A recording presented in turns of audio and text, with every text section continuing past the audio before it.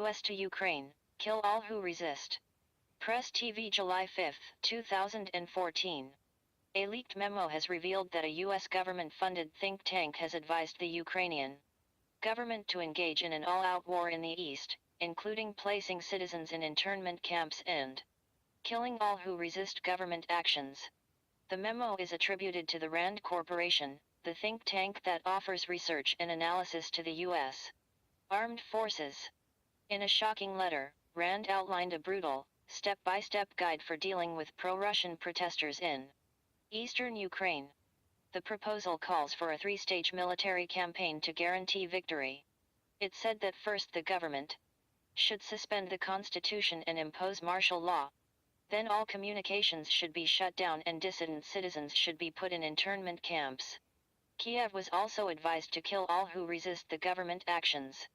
In the final stage, all refugees from the war zone would be allowed to return home, while the property of residents convicted of offenses would be nationalized. The United States and Russia are at loggerheads over Crimea, with Washington accusing Moscow of orchestrating an illegitimate referendum to annex Crimea and fueling unrest in eastern Ukraine.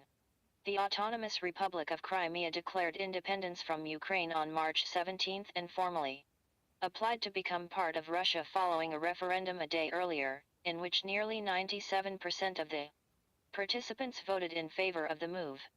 On March 21, Crimea officially became part of the Russian territory. On April 17, Russia, Ukraine, the US and the European Union agreed over steps to de-escalate the crisis in eastern Ukraine, where anti-Kiev protesters seized buildings in several towns and cities.